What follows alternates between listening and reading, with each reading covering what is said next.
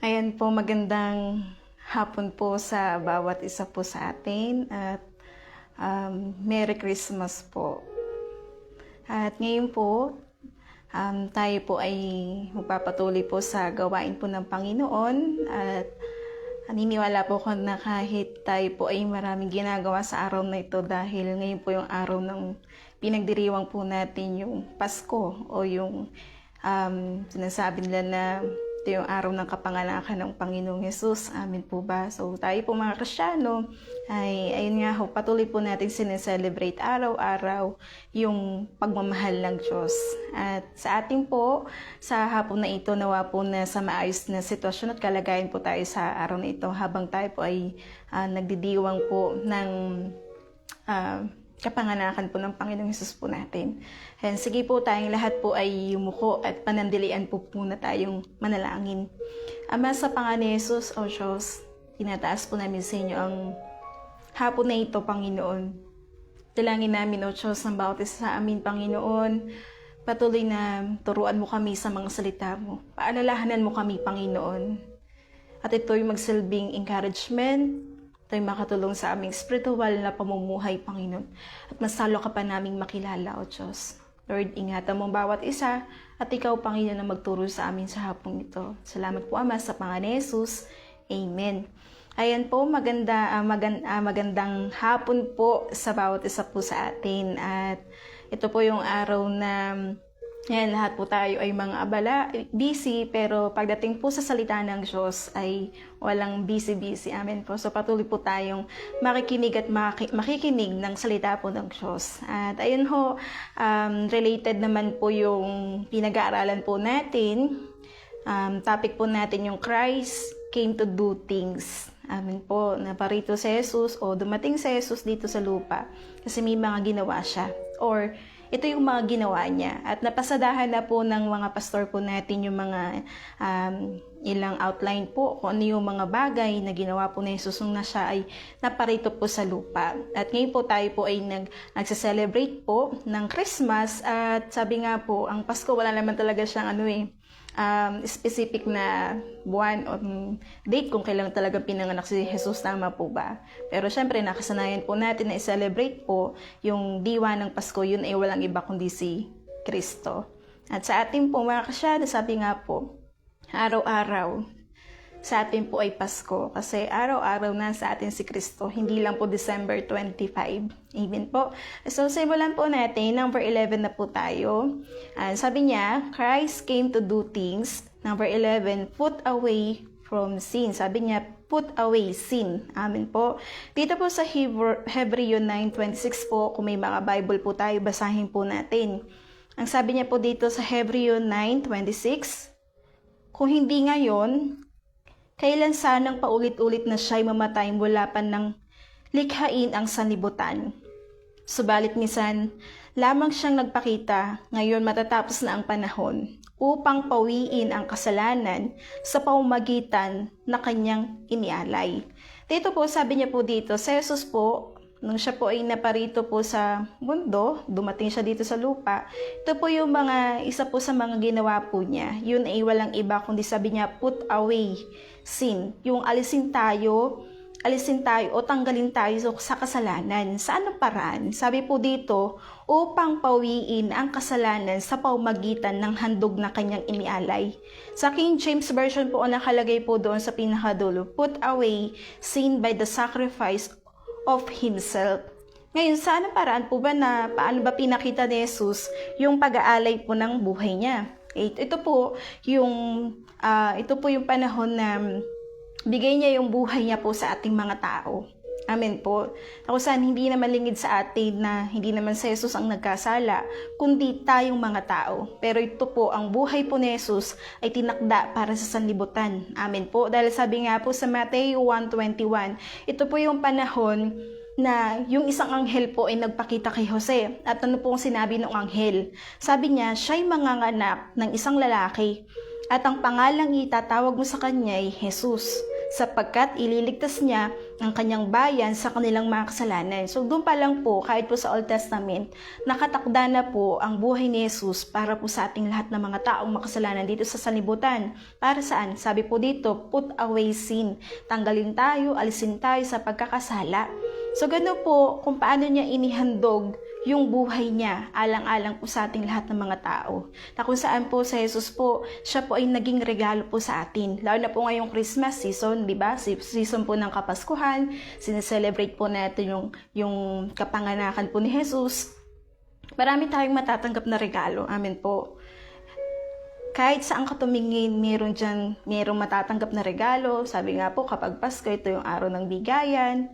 Ito yung araw ng pasasalamat. Ito yung araw na marami kang makikitang mga taong nasa labas, pupunta sa iba't ibang tahanan. Pero ito po, alam niyo po, pinakamagandang regalo ng Diyos na ibinigay niya sa atin kahit hindi Pasko. Yun ay walang iba kundi yung buhay ni Jesus. Na sinasabi niya po dito, yung inialay niya, yung buhay niya sa ating lahat ng mga tao. Yun yung pinaka-greatest, yun yung pinaka-the best na regalo na matanggap natin. Hindi lang tuwing Pasko, kundi araw-araw ng buhay natin, yung pagligtas ng Diyos sa bawat isa. Amen po. Dahil ang sabi nga po sa Bible, hindi na maligid sa atin. Ang sabi niya ganoon sa Romans 3:23, ang lahat ng tao ay nagkasala. Hindi po tayo exempted pagdating sa kasalanan. So lahat po tayo ay makasalanan. At ang sinasabi ng Biblia, ang kasalanan po natin ay nagkaroon po ng bunga. Yun ay walang iba kundi ang kamatayan. Pero dahilan sa habag, dahilan sa grace, dahilan sa pagmamahal ng Diyos sa atin, ang sabi po dito, yung buhay ni Jesus ang naging regalo. Yung buhay ni Jesus ang naging kapalit para tayo po ay maligtas, para tayo po ay matubos, para tayo ay maiiwas dun sa pagkakasala. Dahil sabi niya, ulitin ko po ulit, sabi niya, upang pawiin, alisin, kunin, amen po, pawiin ang kasalanan sa pamamagitan ng handog na kanyang inialay. Yun ay walang iba kundi si Jesus na tinutukoy po na naging handog, naging alay para sa ating pong mga kasalanan. Amen po. At isa po ito na ginawa ni Jesus dito sa mundo, yung kunin ang mga kasalanan ng mga tao. Kunin yung kasalanan mo, kunin yung kasalanan ko, at kunin ang kasalanan ng lahat po sa atin. Amen po. Sabi niya, number 1, Christ came to do things. Number 11 po tayo, yung put away sin. Mababasa po natin ito sa Hebreo 9:26 po. At pangalawa po, sabi po dito, Christ came to do things. Number 12, mababasa po natin dito sa 1 Peter 3:18. Number 12 po, suffer for men. Basahin po natin yung mga Bible po natin dito po sa 1 Peter 3:18. Sabi niya po dito, sapagkat si Kristo man ay nagbataring minsan dahil sa mga kasalanan, ang matuwid dahil sa mga matuwid, upang tayo madala niya sa Diyos. Siyang pinatay sa laman, ngunit binuhay sa Espiritu. Number 12 po, na ginawa po ni Jesus, na siya ay naparito sa mundo, sa lupa, yun ay walang iba kundi yung magbata.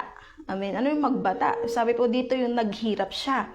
Naghirap siya, yung nagdusa siya, nagtiis siya. Kaya nga po sinabing suffer for men. Amen po ba? Nagbata siya, inako niya yung kasalanan po nating mga tao. Sabi niya po dito, sapagkat si Kristo man ay nagbataring minsan dahil sa mga kasalanan. Kaninong kasalanan yung tinutukoy niya? Kaninong kasalanan yung inako niya? Kaninong kasalanan yung dinala niya? Kaninong kasalanan yung kinuha niya? Yun ay walang iba kundi yung mga kasalanan po nating mga tao. Sabi niya, suffer for men. Naghirap siya, nagdusa siya, nagtiis siya para po sa ating lahat ng mga tao. Amen po, kasi sabi niya po dito, upang tayo'y madala niya sa harapan ng Diyos na banal, malinis, matuwid. Amen po. At ito po ang naging paraan at ito ang naging daan para tayo po ay may harap sa Diyos ng malinis at matuwid sa pamamagitan po ni Jesucristo na akuin niya, kunin niya, magdusa siya, maghirap siya, magtiis siya sa mga kasalanan po natin. At alam niyo po, paano ba naghirap si Jesus? Paano ba siya nagbata? Paano ba siya nagtiis? Ito po yung sa pamamagitan po na yung pinahirapan po siya. At alam po natin kung paano pinahirapan si Jesus bago siya ipako sa krus ng Kalbaryo. Amen po, na kung saan nakaranas siya ng pag-uusig. Amen, pinersecute po siya. Maraming binato sa kanya hindi magagandang salita. binugbog, nilatigo, na yung latigong natatanggap niya, hindi natin kakayanin. Sabi nga po, bawat hampas doon sa likod niya, kapag nilalatigo siya, sumasama yung laman. Amen po. At sabi po dito, yung kinutya siya, amen, marami pa, binato, dinuraan, inalipusta, yan po yung dinanas po niya. Para lang po saan? Para tayo po ay may harap niya sa harapan ng Diyos at akuin po. Sabi po dito, yung nag-suffer siya, naghirap siya. Amen po. Kaya sabi niya, number 12 po, na ginawa ni Jesus dito sa lupa, yun ay walang iba, kundi yung mag-suffer siya para sa ating lahat ng mga tao. Inako niya yung kasalanan nating mga tao. Kasi bakit? Kasi ang sabi po dito sa 1 Peter chapter 4 verse 1 to 2, sabi niya, yamang gayong si Kristo ay nagdusa para sa atin sa laman, ay sandatahan ang inyong sarili katulad ng gayong kaisipan, sapagkat siya na nagdusa sa laman ay nagtigil na mula sa kasalanan, upang hindi na niya tayo dapat ipamuhay ang nalalabi niyang panahon sa laman, mga pita ng mga tao, kundi sa kalooban ng Diyos. Bakit po? Ginawa niya to hindi lang po sa pagmamahal niya sa mga tao, hindi lang po dahilan po sa ating, kundi sabi niya dahilan sa pagsunod niya sa kalooban ng Diyos. Kasi nung panahon na siya ay papako sa krus, alam niyo po siguro kahit sino po sa atin, makakaisip tayo na gusto mong umatras, amin po. Pero ang naging laman ng isip niya ng panahon na to, na sinasabi niya, kung anong naging laman ng isip ni Jesus noon, dapat ito din ang maging laman ng isip natin. Sabi niya, dapat ang isip natin hindi na yung mga makalaman, yung nasa ng laman natin, hindi na dapat ito. Kasi pag sinabing nasa ng laman, alam naman po natin kung ano ba yung gusto ng laman po natin. Amen po ba? Pumapasok yung emosyon natin, yung nararamdaman natin. Amen po. Pero sa Jesus yung panahon na ito, sabi niya ganun. Sabi niya, sandatahan, maaaring sabihin natin, ingatan yung sarili natin, yung isip natin, ihanda natin yung sarili natin, ingatan natin yung isipan natin, amen po ba? At sabi niya po dito, ang naging laman ng isipan ni Jesus, yung magawa ang kalooban ng Diyos. Kasi sabi niya po sa verse 2, sabi niya, upang hindi na niya dapat ipamuhay ang nalalabi niyang panahon sa laman, maaring sa panahon po natin ngayon, nandito na po tayo sa huling panahon na malapit nang dumating ang Panginoong Hesus po natin. Amin po ba? At alam niya po sa ilang panahon na nalalabi na buhay ni Hesus, sabi po dito, hindi siya namuhay sa laman. Kundi sabi niya, kundi sa kalooban ng Diyos. Ang isinaisip niya ng panahon na to, walang iba kundi tayong mga tao. Yung kalooban ng Diyos na magawa niya. Amen po. At ngayon sa bawat isa po sa atin, sabi po dito, suffer for men. Kung si Jesus, dumanas siya ng paghihirap. Ang sabi po dito sa binabasa po natin, nagbata siya. Naghihirap siya. Amen po. At tayo bilang isang Kristyano po, maaaring dumadaan tayo sa suffering, dumadaan tayo sa pagtitiis, dumadaan tayo sa paghihirap. Pero kung paano napagtagumpayan po ng Panginoong Hesus yung bagay na yun, sabi po dito, mapagtatagumpayan din po natin yun. Amen po. Ang kagandahan po dito sa Panginoong Hesus po natin na naging halimbawa po sa bawat isa po sa atin, naging laman ng isip niya kahit nahihirapan siya, oo, nakikita niya yung sitwasyon niya. Pero alam niyo po, ang nasa isip niya, yung kalooban ng Diyos ang mangyari. At yun yung susundin niya.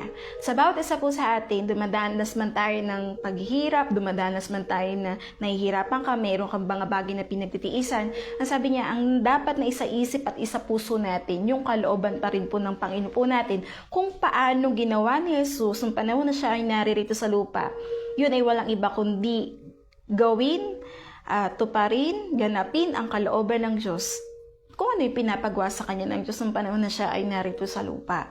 Amen po. Sa bawat isa po sa atin, ngayong Christmas season, ano ba yung sinasabi ng Lord sa atin? Ano ba yung pinapagawa ng Panginoon sa bawat isa po sa atin? Sabi nga po, ang Pasko, ayan, inaalala natin, ito yung panahon na kapanganakan po ng Panginoong Hesus po natin. Kung saan dapat tayo magpasalamat sa Diyos kasi bakit po? Dahilan sa Panginoong Hesus po natin kung bakit tayo naririto, nagpapatuloy po tayo, amen po, pinagpapala po tayo ng Diyos kasi dahilan po sa Panginoong Hesus po yun na dumating po ang kaligtasan, dumating si Jesus para tayo po alisin sa kasalanan. At sabi po dito, pinakita po ng Diyos yung pagmamahal niya noong panahon po na nagsuffer po siya sa atin po mga tao. Kasi po bakit? Dahilan yun sa pagmamahal ng Diyos sa bawat isa atin. At kung paanong ang Diyos ay nagtanim ng pagmamahal sa atin. Kasi hindi mo naman magagawa ang isang bagay kung wala kang pagmamahal. Kahit na mahirap yan, kung wala kang pagmamahal, mahirap gawin. Pero kahit mahirap na yung sitwasyon, kung may pagmamahal ka, walang dahilan para hindi mo mahalin yung kapwa mo. Kasi sa Jesus po, kahit nasa kabila ng hirap na ng sitwasyon, dahil sa pagmamahal niya, nagawa niyang ialay, nagawa niyang mag-suffer dahil sa pagmamahal niya sa bawat isa sa atin. At ang Pasko po, ang diwa nito ay pagmamahalan, pagpapatawaran, pagbibigayan, at pag-uunawaan. Amen po. Sa bawat isa po sa atin, ayan, ulitin ko po ulit, Christ came to do things. Number 11 po, put away sin. Number 12, suffer for men. Lagi nating alalahanin kung ano yung mga paghihirap, ano yung pagtitiis na ginawa ni Jesus. Kung ngayon, ang bawat isa po sa atin, dumadaan tayo sa iba't ibang klaseng pagsubok. Amen. Alalahanin mo kung paanong napagtagumpayan, paanong napagtiisan ni Jesus yung mga bagay na mahirap. Pero alam niyo po, sa kabila ng lahat ng yun, napagtagumpayan po ni Jesus ang kamatayan, maging ang kasalanan sa krus ng Kalbaryo sa tulong po ng Panginoon. At ang lahat po ng bagay dito sa lupa, mapagtatagumpayan po natin sa tulong din ng Diyos.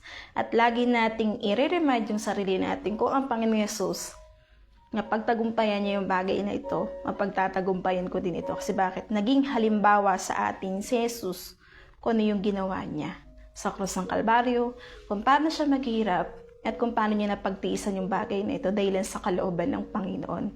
Amen po. So, lagi nating alalahanin po yun na ito yung magandang ginawa ng Diyos nang siya ay naririto sa lupa. Amen po. So, lahat po tayo, dadaan din tayo sa ganong bagay, sa ganong sitwasyon. Pero lagi nating tatandaan po na tayo ay lumakad sa pag-ibig. Tayo ay lumakad sa kababaan. Amen po. At doon tayo magtatagumpay. Amen? So, yun lang naman po sa hapon na ito na may babahagi ko po na mahal tayo ng Diyos. At ayun po, Merry Christmas po sa bawat isa at mag-iingat po tayong lahat. Sige po, tayong lahat po ay yumuko at tayo po ay manalangin.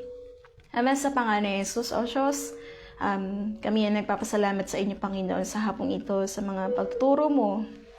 Sinasabi mo sa buhay ng bawat isa sa amin, Panginoon. Hayaan mo, Diyos, na sa araw-araw ng buhay po namin, Panginoon, hindi lang sa Christmas season, kundi sa araw-araw na kami ay nabubuhay sa lupa.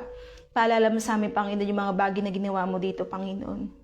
Mga bagay na gusto mong maging halimbawa sa bawat isa sa amin, Panginoon.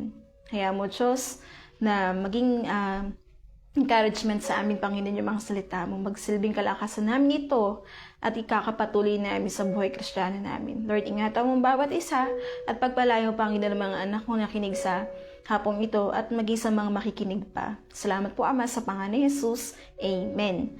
Ayan po, magandang hapon po ulit sa bawat isa sa atin. Mag-iingat po tayong lahat. Merry Christmas po.